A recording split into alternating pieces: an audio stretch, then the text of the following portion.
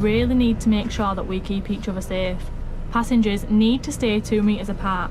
If that's not possible, make it at least 1 metre. I want to see everyone wearing face coverings over their mouth and nose, unless you've got a good reason not to. And when you get to where you're going, you need to wash your hands. We've still got to play our part.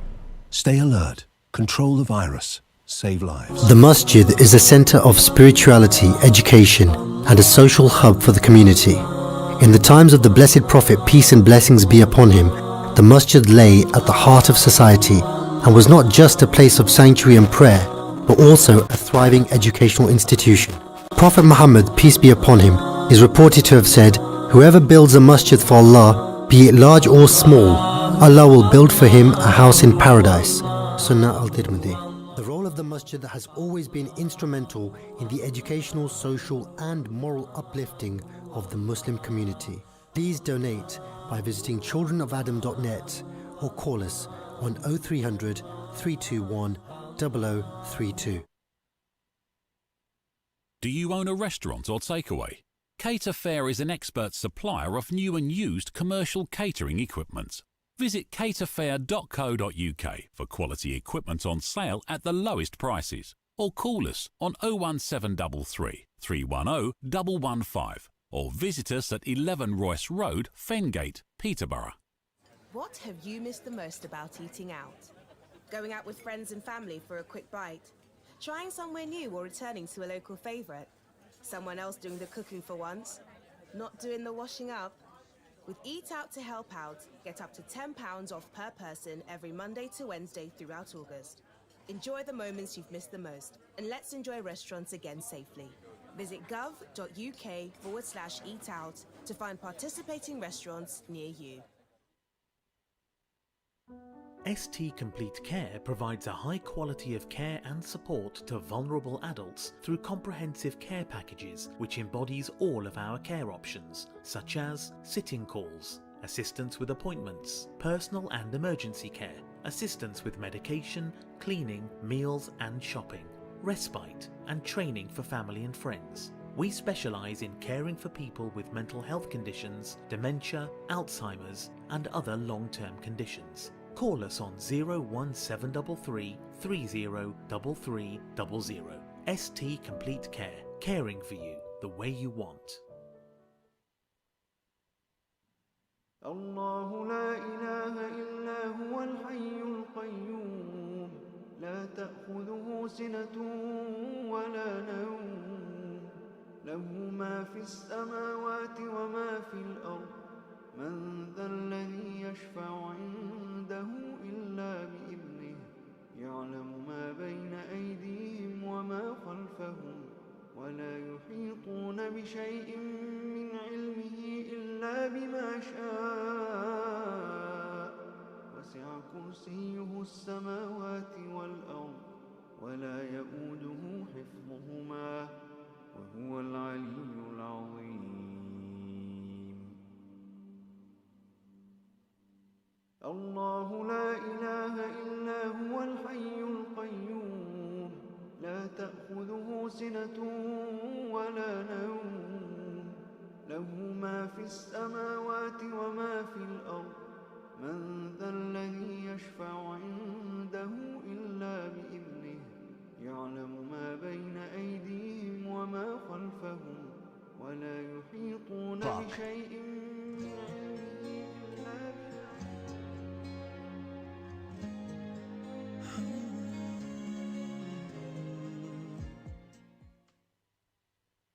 Please do not message or call, as the following program is a... Assalamu alaikum. This is your very own Dr. Shabina Asad Qayyum for the Body, Health and Mind Show on Salam Radio 106.2 FM. Absolute delight to be back this week during this absolutely beautiful spell of weather that we've been having. And it's been quite hot in a few places, I've noticed, over the weekend and last week as well, especially over Eid. And I'd like to take the opportunity to say a very big Eid Mubarak to all of you, simply because of the fact that it was a sweltering day that day across the whole of the United Kingdom. So I hope you had a wonderful Eid. You were all safe. you are able to meet some of your loved ones within social distancing guidance and adhering to that as well. But an absolute delight to be back to speak to all of you on this show. And as you know, I'm a GP in a very busy practice in the centre of Peterborough, and I love what I do. I love speaking to my patients. I love advising them on various things. I know that consulting has changed since lockdown here in the United Kingdom, but I wouldn't have it any other way. And that is why I'm back with another show, and I'd absolutely love for you to be connected to me. So I'd appreciate full participation. Don't hesitate to pick up the phone and have a conversation with me. I don't have a guest on this week, so I am looking forward to your company. Pick those phones up and have a chat with me. It'd be wonderful. And you can call us on 01733 602 133. We've got a new WhatsApp number that you could text on, and that's 07411 191062. We're also available to be tweeted about. So if you want to tweet about the show or any aspect at all, that'll come up on my screen and I will attempt to address your tweets. So if you've got the Salam Radio handle, tweet at Salam Radio 1062, or you could email us at studio@salamradio.co.uk. So plenty of other options for you to communicate with us on. And you know, this week has been one that has been quite an eye-opener. I usually try to organise my shows in a way that when people ask me for various advice or help, I think, oh, well, this looks like a bit of a trend developing and I could possibly do a show on this. And indeed there has been. I've been part of conversations over the last week where people have been asking questions, especially surrounding travelling. So I thought I'd put a few bits of information together to try and put your queries, as it were, or concerns to rest, or if anything, at the very least, put your mind clear as to how things work, because a lot of the information that we're getting, let's not be complacent about the fact that we've had information overload, haven't we, since the 23rd of March when lockdown was imposed upon us. And because of that, there's been an awful lot of confusion with, number one, keeping up to date with the information, making sure the correct information has been provided, and number two, with making sure that whatever advice we're following, we actually fit into those categories, because there are various categories. And as you all know, here in Peterborough, we're actually placed on a watch list with regards to whether we may, in the future, face a local lockdown, like some of our brothers and sisters in Manchester, and more recently, before that, in Leicester. And we don't want to face the same situation. And that's been as a result of the fact that it has been identified that cases are on the rise. So we've really got to have a look at how we communicate things. And there is nothing more frustrating than having reams and reams and reams of information and actually not being able to make head or tail of what is being told to us. So I'm going to cover a lot of things on this evening's show, and I put that out in the advert as well to make you aware once more. I'm going to talk about the new social distancing guidance as well, how COVID-19 has had an effect on us as a society, talk about boosting your immunity, and I'm also going to be talking about travelling as well. So please, if you've got any questions at all, pick up the phone, ring me, talk to me. I'd love to hear from you. I honestly would. And it'd be great if we could have a conversation about it. Now, there is no doubt at all that COVID-19 is the biggest challenge the health and care system has faced in living memory. It's essential that we all learn lessons from the experience, whether from rapid progress achieved in digitalisation, because a lot of how we're working now, and many people are working in their offices or even us in our surgeries, is through digital media and that approach as well, and transforming service delivery and the extraordinary contributions of millions of staff and volunteers, or from the shortcomings and inequalities sharply into focus. Now, there's not only, it's imperative to restore services in the NHS after COVID-19, but we've got to be prepared for future waves of this virus, because we're actually on the cusp of seeing a second wave if rates of cases are not controlled. And a good, robust social care system, as well as the NHS, can support the greatest possible improvements in health and well-being for everyone, even after the crisis takes place. So, like I said at the beginning of the show, every single sector has been affected by COVID-19. So it's really important that we try and get on top of those aspects as well. Now, we know as a community, the people that have been worse affected are those who have had health outcomes before the pandemic, so those that had underlying health problems, and people from ethnic minority communities, those living in poorer areas as well. And we've got, in the United Kingdom, we've got a very poor life expectancy here in the United Kingdom. And because of this pandemic, I often think that we have exposed some of the really deep health inequalities that we have. And as a result of it, it's caused a significant neglect to a number of communities throughout the United Kingdom. And also, how we're going to be able to fix that is going to come at a significant cost as well. So I'm giving you these little nuggets of information so that you can embed that as well. Now, what we've got to do is have a look at the mental health of people suffering during COVID-19. And let's make no mistake that people have suffered, really have suffered very badly with COVID-19, and it's had an impact on their mental health. The amount of teenagers and children that I have seen suffering from mental health problems, increased anxiety, even some people feeling suicidal, has been tremendous. And it's really important to be taking care of your mental health in COVID-19, and I have put up numerous videos about it. I have shared numerous bits of information about it, and I think that this would be a good time to be able to share that information again. So, taking care of your mind, it is just as important as taking care of your physical body as well. And if you're staying at home because of COVID-19, or you're placed in the extreme vulnerable category, then that's even more important.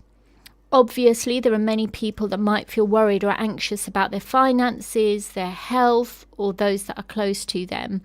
And perhaps sometimes boredom does bring on these feelings of negativity as well, where you feel frustrated or lonely. And it's important to remember that it's okay to feel these emotions. So never criticize yourself if you're feeling these abnormal feelings.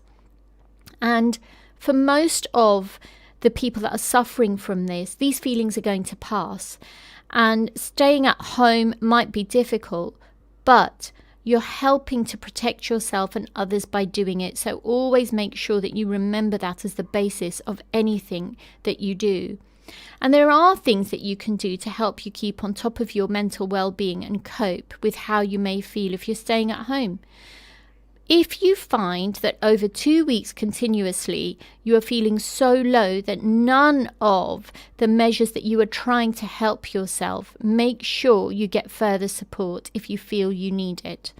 Now, the government has put up a lot of advice on the Public Health England website, and I'm not going to shy away from the fact. I think that some of our shows can be based on personal opinion within reason, and not to criticise the authorities, because that's not my place in my role as a presenter. But it is a good idea to make your audience and the listeners aware of where you feel we stand. And because of the reams and reams of information that is going around on government websites, sometimes it can be awfully difficult and awfully confusing for people to find something that is relevant to them. So it could be that you might be feeling quite frustrated. However, if you Google Public Health England and wider guidance on staying at home as a result of coronavirus, a document will come up on how you can cope with that. So I normally go through a very organised process of advising people on what they should do if they are suffering from mental health problems as a result of coronavirus. And the first thing I say to them is that let's not hesitate to talk finance. It is true that if you are facing financial problems, then goodness me, there are so many people that have had to sit down and stop working as a result of lockdown. I've seen taxi drivers, I've seen people in the retail industry, I've seen people in the manufacturing industry that have had to sit down because they have either been furloughed, and now we know that the government furlough scheme has stopped. So as a result of that, they've got to feed their family, they've got to pay their bills, and it's extremely difficult for them to access any finance when they're at home, not knowing if they have a future ahead of them. As a result of that, that can impact their mental health. And that is why I've brought this up as a topic in mental health for you to address in the way of advice. And you might be worried about it. You might be worried about the fact that where you're going to be providing your family from, and it can have a massive effect on your mental health. I've seen people that have felt suicidal because they had no longer have a job to go to. That is why it is important to talk about these things. And if you have a story and you'd like to share it with me, please do. It would be wonderful. Just give us a ring on 01733 602 133. I want to hear from you. I want to hear what your experience is. And even if you don't want to talk to me, tweet it. Tweet us at Salam Radio 1062. I'd like to hear your messages. I'd like to see what it is that you've gone through. And it would be wonderful to try and gain a perspective on what situation we're in. Now, if you haven't already, you might want to obviously talk with your employer to find out about government support for businesses and self-employed people. Understand if you can claim for sick pay, if you can claim for benefits, and your rights as well. And knowing your details about what the coronavirus outbreak means for you, which is, again, something that you can Google and is on the Public Health England website. It can help reduce worry and help you feel more in control. So I would suggest all of you that are facing financial difficulty to go to gov.uk/coronavirus support, and hopefully you'll be signposted to a couple of links. I know it's not as straightforward. There are a lot of people that have come back to me that have actually said, well, I haven't had any help at all. It's been very difficult for me. I've got a family to feed and I've got bills to pay. I completely understand that. And part of the job that I have as a clinician is to signpost you to resources. And the Peterborough City Council website has numerous links, so you can get help with your council tax, help with your housing, your rent, etc., and also universal credit. But we do know the reality is that it falls far short of what your needs are in most of the cases. So do have a look, but make sure you do your homework first. The second thing is to plan practically. If you're unable to get to the shops, work out how you can get any household supplies you need. So you could ask neighbours, you could ask family friends, you could find a delivery service, or you could continue accessing treatment and support for any existing physical or mental health problem where possible. And always make sure that you let services know you're staying at home and discuss how to continue receiving support as well, because I find that's a really important facet. If you need your regular medicines, you may be able to order repeat prescriptions by phone or online via a website or app. Contact your GP and ask. There are lots of pharmacies here within the city that provide a delivery service, so you could undertake or you could have those services and your medicines delivered, and you can ask somebody to collect it for you from the pharmacy. Likewise, if you're supporting or caring for others either in your own home or by visiting them regularly, think about who can help out whilst you're staying at home. Now, if you provide care or support for someone you do not live with, Carers UK has further advice on creating a contingency plan, and you can Google Carers UK ... which is the two dots, one on top of the other, coronavirus, and you would be able to set up a contingency plan for those people that you're not living with but could be caring for as well. Another way of tackling your mental health is to stay connected with others. So maintaining healthy relationships with people is important for your mental well-being. and thinking about how you can use ways to stay in touch with friends and family if you feel they need to stay at home by phone or by messaging, video calls, or even social media. So have a think of that as well. And honestly, the internet is so fabulous. We've got the advent of Zoom. If any of you have a smartphone or an iPad, you can stay in touch through video calling. It really does build up that connection. Please try it, because I would hate to think anybody's sitting at home feeling isolated because they feel lonely. If you are somebody who is elderly, pick up the phone and speak to Age UK. There used to be a silver line that was for lonely people. Pick up the phone and speak to them, and I'll give you their numbers shortly as well. Talk about your worries. It is so important to be vocal about how you're feeling. There's nothing worse than festering negative thoughts inside you, within your mind, within yourself, and that can actually negatively impact on your functionability and how you are productive as well throughout the day. So always talk about how you're feeling. And it's normal. Again, I stress on this, it's absolutely normal to feel a bit worried, scared, or helpless about your current situation.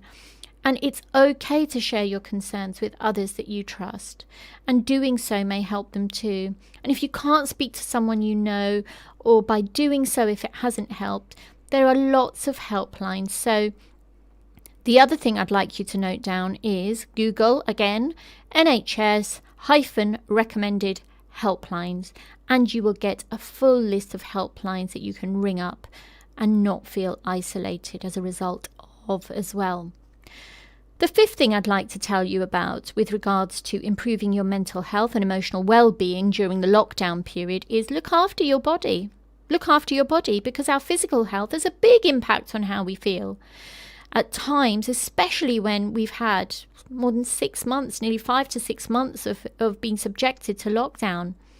And it can be so easy to be falling into unhealthy patterns of behaviour that can make you actually feel quite worse.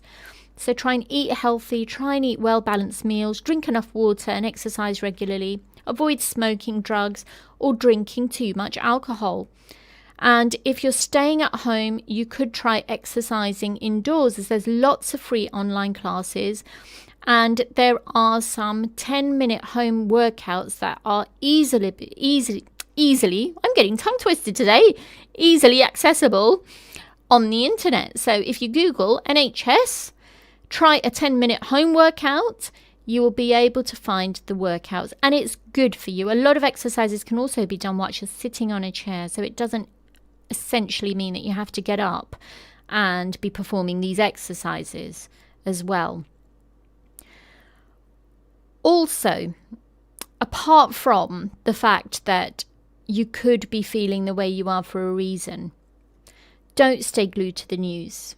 We've just seen a terrible bomb blast take place yesterday in Beirut in Lebanon, and it really does add to how people are feeling negatively. It's not a nice thing to see people dying from a bomb blast or some type of a calamity that befalls a society or a nation. It really doesn't. And for that reason, try to keep away from the news. Try and think about all the things that make you happy and spend time with the people around you that you love and you know will give you that love back. It's so important to try and keep connected with those people, to try and filter out any negativity, and it's a way of diversion as well. So try to keep away from the news. It's information overload. I cannot tell you the amount of people who are mentally saturated with the amount of news that they're having to absorb. And it's not a good feeling. And there's no use when we're all helpless in this situation and we can't do much. So stay away from the news. And like I said before, carry on doing the things that you enjoy. If you're feeling lonely, if you're feeling worried, you can stay social at home by joining others online like I usually do. I'm always on social media. So many people say she doesn't get away from Facebook. But yes, it is. It's my way of connecting with others. And it's good for my well-being. So I don't regret it at all. I say so with gritted teeth. Because it feels glorious to be able to help others. It really does.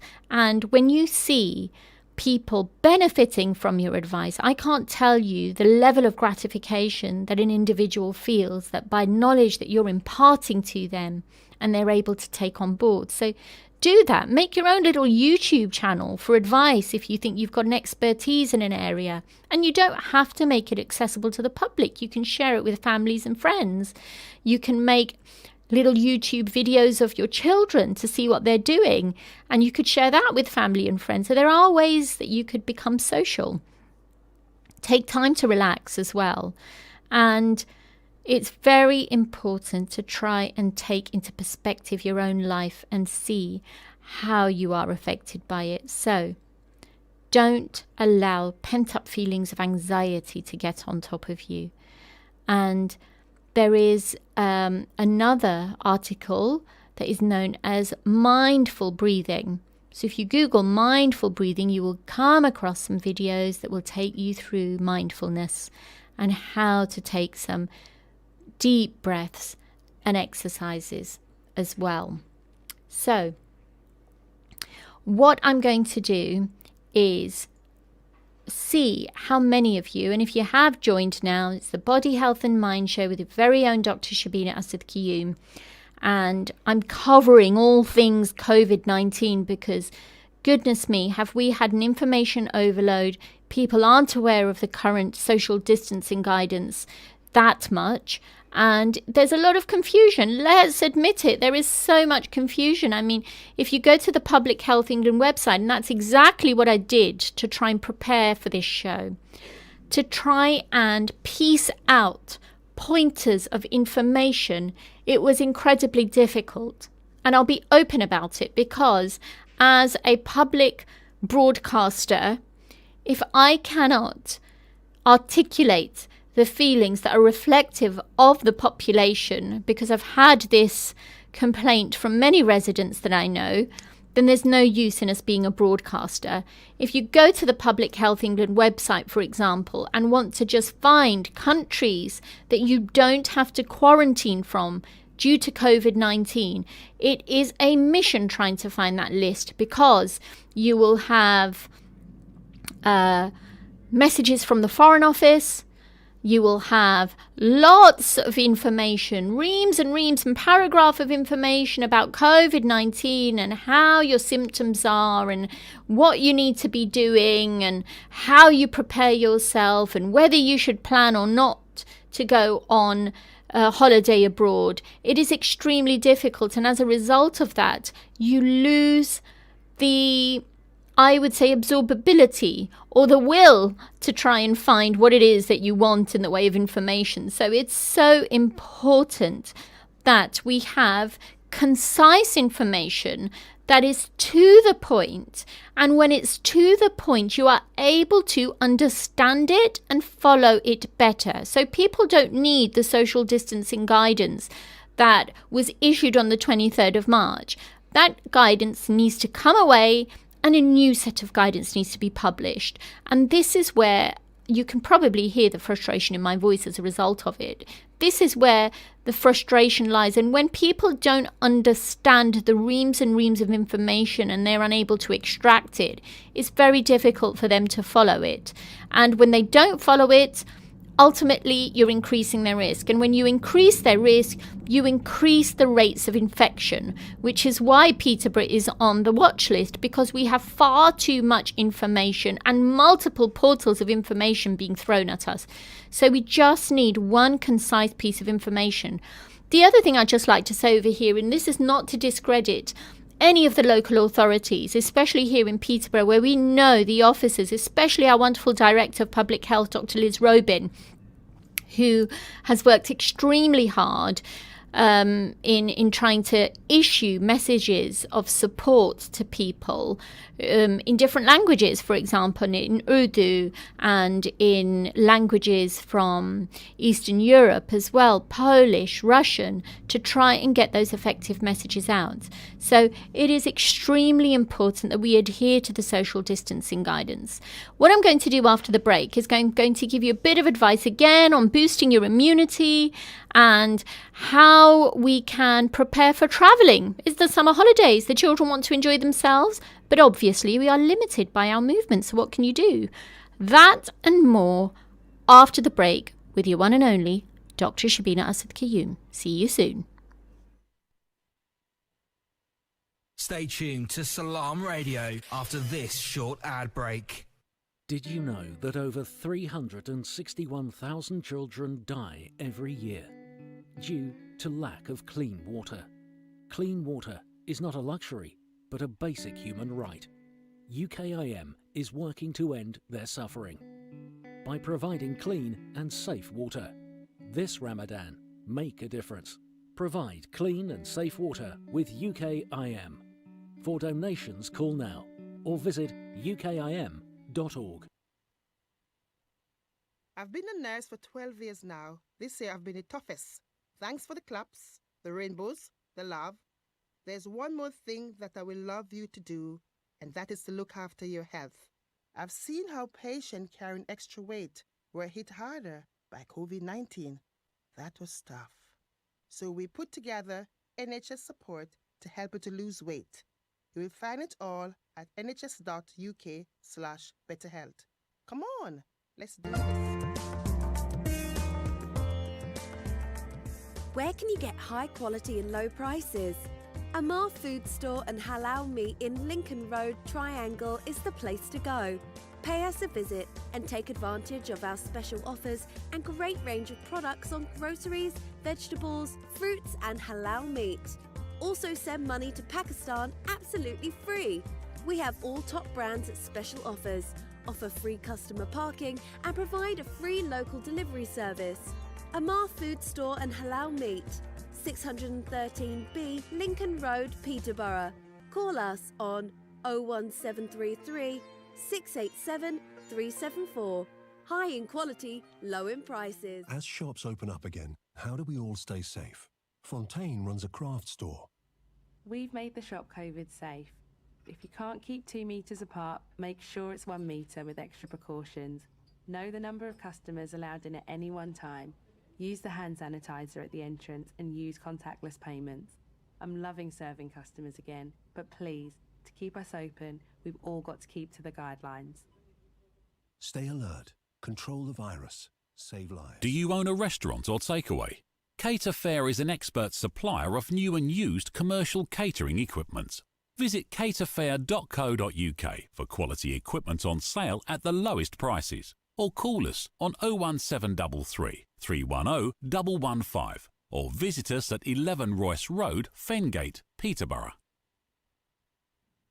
الله لا إله إلا هو الحي القيوم لا تأخذه سنة ولا نوم له ما في السماوات وما في الأرض من ذا الذي يشفع عنده إلا بإذنه يعلم ما بين أيديهم وما خلفهم ولا يحيطون بشيء من علمه إلا بما شاء وسع كرسيه السماوات والأرض ولا يؤوده حفظهما وهو العلي العظيم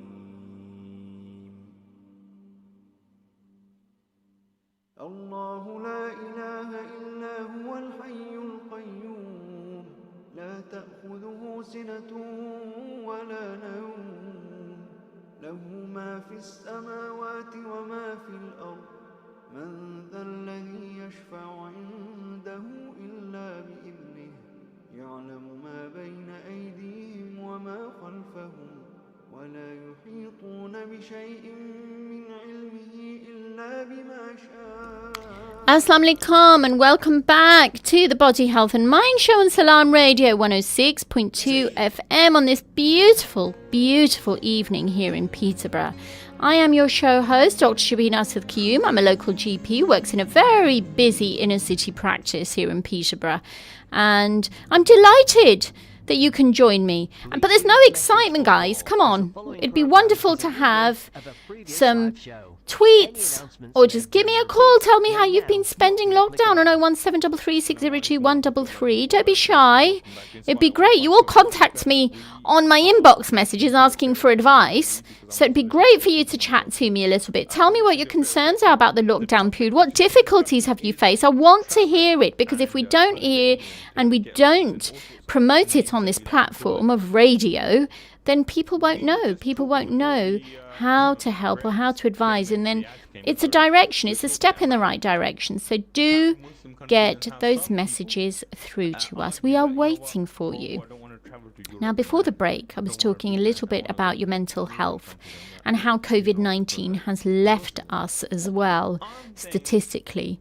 And I'm going to talk a little bit about our immunity as well before I go on to testing. So when we talk about boosting our immunity, we've often seen that there's been a correlation of deficiency of vitamin D, and a significant percentage of the population has a poor intake of key nutrients. That's due to studies that we've seen, and there are deficiencies and poor dietary intake across a range of nutrients, and the cumulative effects are likely to compromise our ability to fight infections. So it's likely that many of us could benefit from improving our nutritional health, particularly at this time when there's increased stress growing around, long hours, limited access to fresh air and exercise. So it's helpful to summarize some key points on diet and lifestyle. So what the point of giving this advice is to optimize underlying health and the immune function. Some of these are quite basic, but I always say that it's good to stress on basic health, and once you're able to follow the advice and taken together, they may make a difference and ensure your body is in the best health to be able to fight and recover from any infection that you have. So the first thing I'm going to talk about is the big one, vitamin D. Official advice we know with vitamin D is to supplement during the winter months in the UK, as our bodies can produce enough from sunlight and diet tends to be a poor source, as food contains very, very low levels of vitamin D. Now, I always call vitamin D a hormone. I don't call it a vitamin. The reason why I call it a hormone is vitamin D's usages are vast.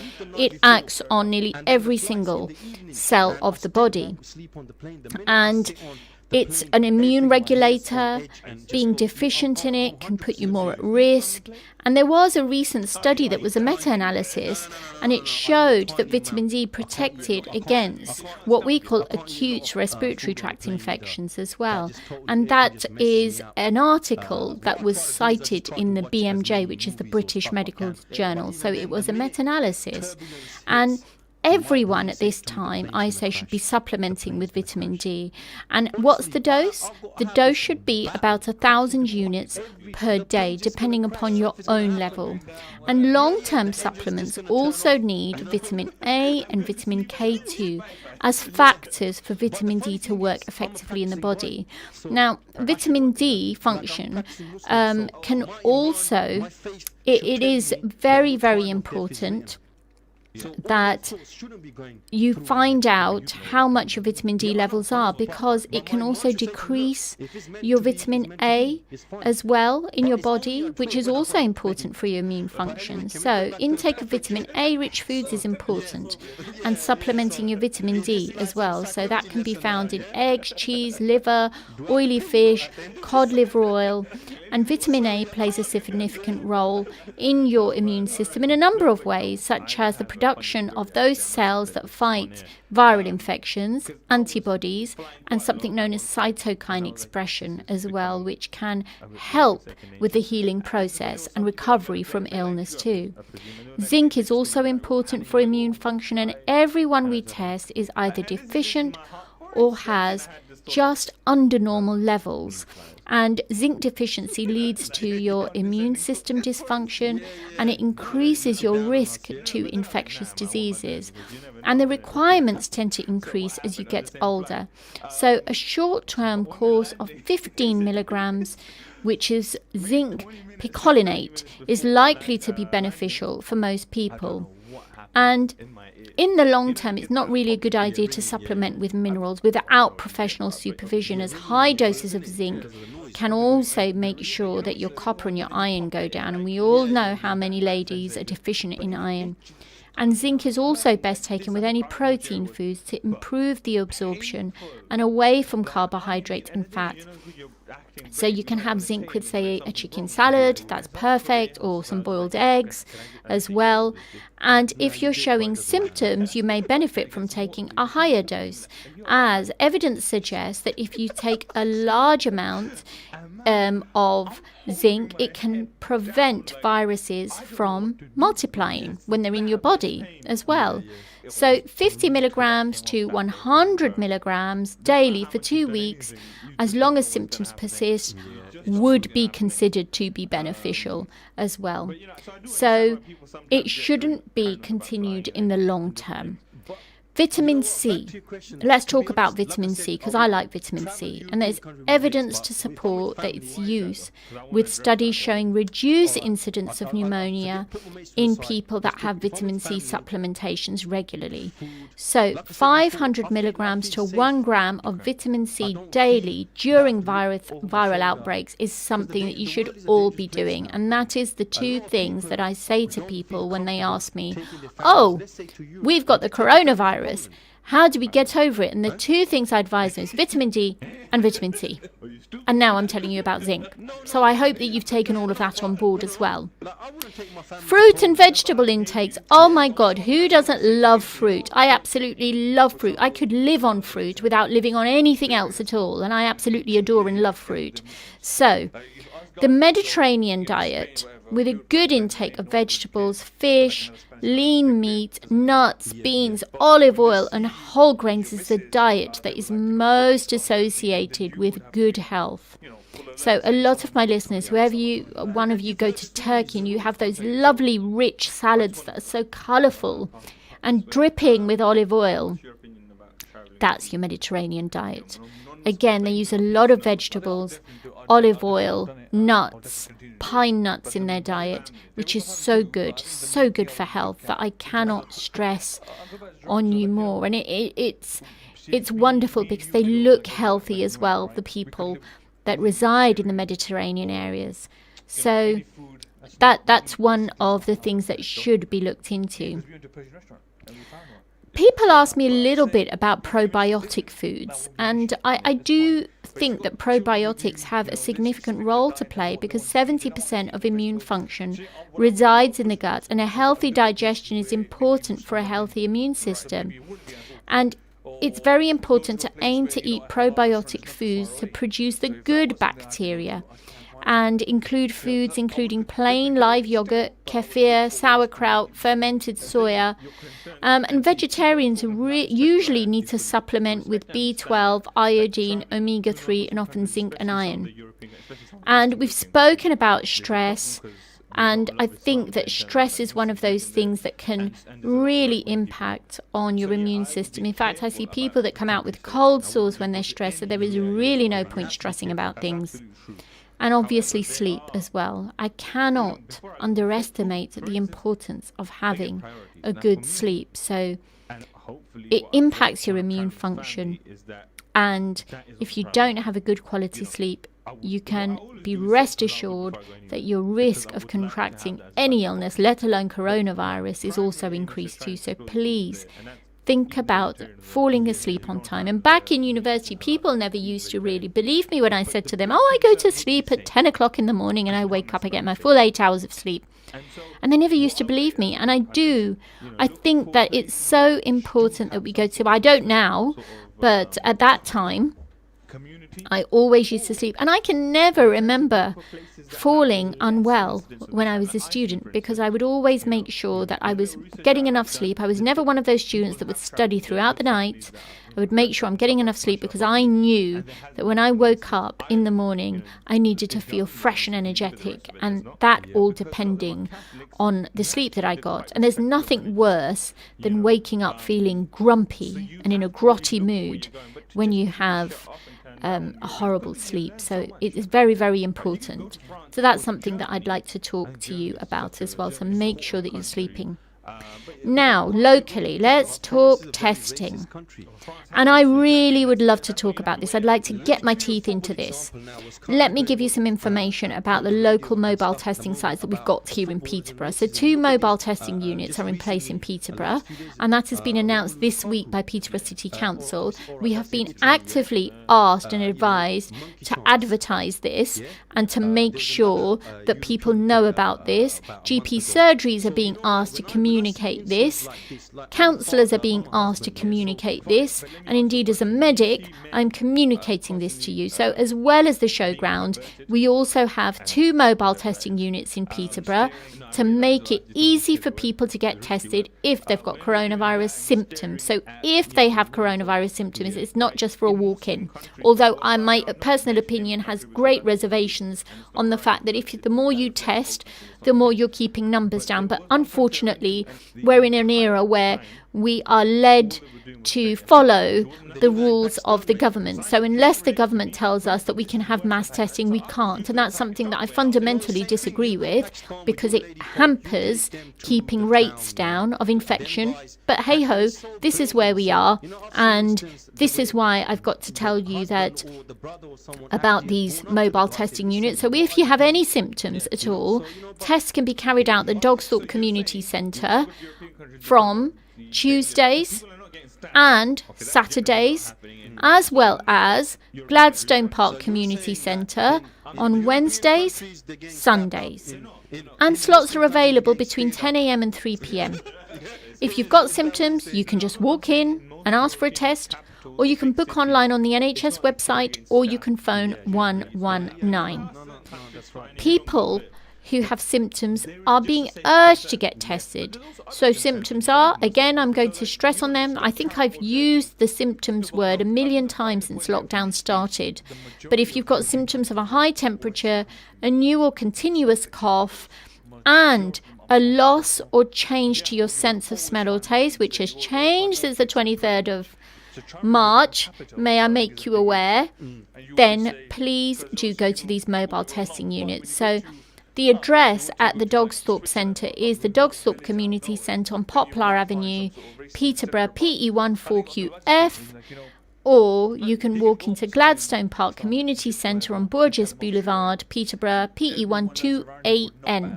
So if you've got symptoms, go and get tested. Apart from that, you can actually get tested from your GP if you give them a phone call, because there are lots of people that have been asking their GP if they could get tested. Do you think we should talk a little bit about the most recent social distancing guidance? I know it's probably done everyone's head in, hasn't it? Since the 23rd of March, we've all been pretty confused as to what we can and what we can't do, who we can and who we can't meet, whether our families can come together or not. Well, that's why I'm here. So I'm going to be talking a little bit about it. Now, it is the most recent social distancing guidance. It was updated on the 30th of July 2020. So a few days ago. And what you can do is, I'm going to probably tell you in point form so that you know about it a bit better. So you'd only be allowed to socialise indoors with members of up to 2 households. So anyone in your support bubble counts as one household. And this includes when dining out or going to the pub. This is what the social distancing England guidance says, although that doesn't apply to the Muslim community. However, I always say members of your household count as a bubble, listeners. So please just take that on board. It's too complicated when they say that anyone in your support bubble counts as one household. It's people who you live with, and I don't know why they can't be more straightforward. Only socialise outdoors in a group of up to 6 people from different households, or in larger groups if everyone is exclusively from 1 or 2 households.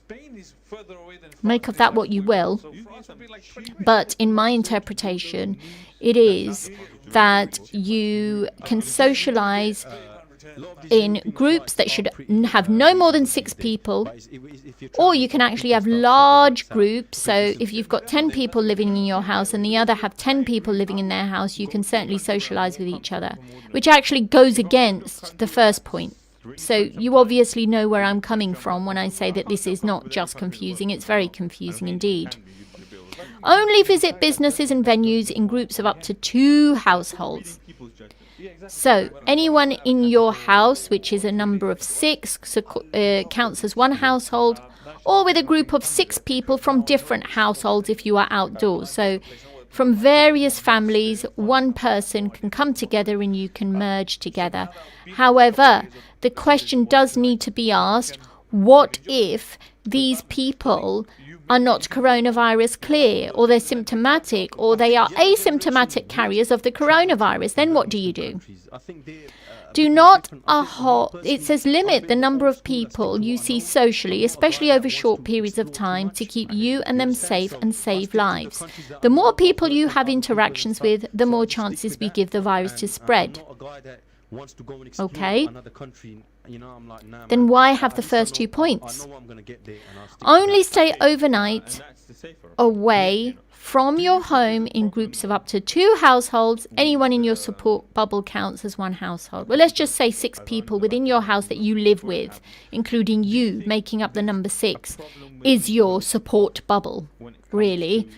And when asked, provide your contact details to a business so that you can be contacted as needed by the NHS Track and Trace programme, which have a lot of discrepancies in it. But it does go on to say that it's critical to follow these guidelines to keep both yourself and others safe. It's against the law for gatherings for more than 30 people to take place in private homes, including gardens and other outdoor spaces, or in public outdoor space unless planned by an organisation in compliance with COVID-19 secure guidance. Businesses and venues following COVID-19 secure guidance can host larger groups provided they comply with the law. This can include weddings and funerals, which we advise should be limited to no more than 30 people. Religious ceremonies and services, because we recently had Eid in the Park that was cancelled. Sporting activity where appropriate safety guidance has been published. Community activities and support groups. So, this in a nutshell, after trying to explore reams and reams and reams of information, was what I put together as your new social distancing guidance. And it doesn't say anything about the mask. So you've got to wear a mask. You've got to wear a mask when you go into a shop, because that's what the new guidance says. You do not have to wear a mask when you are out in public, but when you go into a shopping centre or a business, you have to wear a mask. And it can be a normal fluid-resistant surgical mask that you can wear, or a fabric one. Now, let's come to testing. And indeed, if you've got anything that you want to talk to me about, please do text on 07411 191062. Or you can ring me, like I've been saying, on 01733 602 133.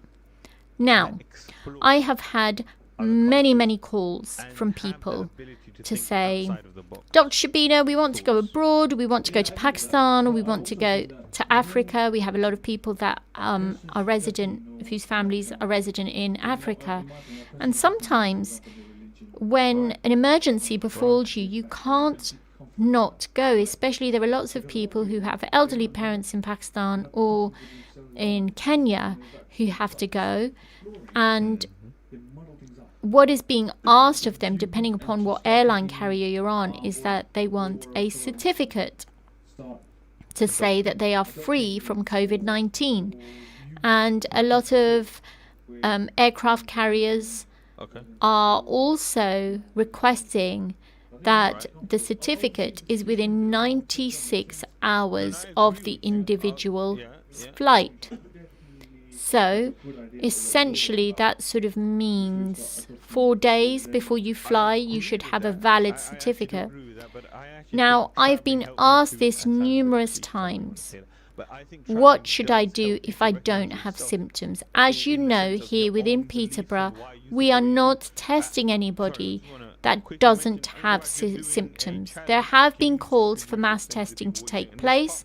Indeed, it has been something that I think would be valid. I think people should be tested. I think people should be mass tested. And we then can identify a population who we need to protect, whereas the rest of the population would deem to be immune if they've suffered from coronavirus. So there have been calls for this to take place, but we are where we are. So we need to be able to move on from that and see how we can best help. Now, there are some clinics here within Peterborough that are offering the COVID-19 test at quite a hefty price. Would I advise them or you to go to them and pay for an additional test? That is completely dependent upon your circumstances. Will the mobile testing units give you a certificate if you're having symptoms of coronavirus? Well, if you have symptoms of coronavirus, you shouldn't be going anyway. That is what the advice is. However, on the NHS, there is no such system whereby you will be given a certificate without being tested for it first, that too if you're symptomatic. And if you have symptoms, you shouldn't be going. So that is the advice. It is crystal clear. If you need to go in an emergency and you require a certificate, the only way you can do so is go privately. There are some people that have phoned up their GP surgeries who are offering testing, and the guidance that we received a couple of weeks ago was that if a patient had asked for a test to be booked, we can book them in, they can have the test. We do not provide a certificate on the NHS. That is clear cut. Some surgeries may have a printout of results, but we will not give you a certificate because that service is not provided on the NHS. It's as simple as that. And the reason why it's not provided is because the decision to travel lies with the individual. The surgery does not make you travel. Therefore, the surgery is not obliged to take responsibility of you outside the testing to say, you're COVID-free, you will remain COVID-free until you come back. That is not the role of an NHS doctor. So, if you have decided to fly, it's very sad if you've got to fly for an emergency, and I wouldn't wish that upon anyone. You then have to be able to be prepared to pay for a test and to get a certificate. And there are clinics here in Peterborough that are offering it. So I hope that's helped. I wanted us to talk a little bit about quarantine. So, if people come back from the at-risk countries, at this moment in time, there are 256 at-risk countries. So when you fly back from, you have to quarantine for 2 weeks. On that list is Pakistan. On that list is India. On that list is Kenya and most African countries. And it is very, very important that when you come back from those countries, you have to quarantine for 2 weeks unless you are exempt from quarantine. So, for example, if you're working in a particular field which is related to the NHS, or you're providing life-saving treatment in your role of work, then you don't need to quarantine. But the government website stipulates which professions are exempt from quarantine period, and those are mostly public sector workers. And there are countries that you don't need to self-isolate if you're traveling from some of the countries. So whilst we've got 2 minutes left, I'm going to go through the common countries you don't need to self-isolate when you come back. Australia, Austria, the Bahamas, Barbados, Belgium for the time being, and also Croatia, Cyprus, the Czech Republic, Denmark, Estonia, and that was only recently added, and France so far, Gibraltar, Germany, Greece, Hong Kong, Hungary, Iceland, Ireland, the Isle of Man, Lithuania, Mauritius, the Netherlands, and lots of other countries, Switzerland, Turkey. When you come back, you do not have to self-isolate when you come back from these countries. So, that being said, alas, we come to the end of my show. Send me across some suggestions of topics that you would like me to see or speak about on these shows. I always like talking to you about things that matter to you. I hope that you find this show helpful, and I hope you all stay safe. And look, let's work together to protect each other from COVID-19. Until then, I'll see you next week. Your very own Dr. Shabina Azad Qayyum is now over and out. Assalamu alaikum. Stay tuned to Salam Radio after this short ad break. Thousands of people who suffered sexual abuse as children have now been heard. It was wonderful to be finally listened to. The Truth Project, part of the independent inquiry into child sexual abuse, will close in 2021. But for now, we're still here to listen, to hear your experience,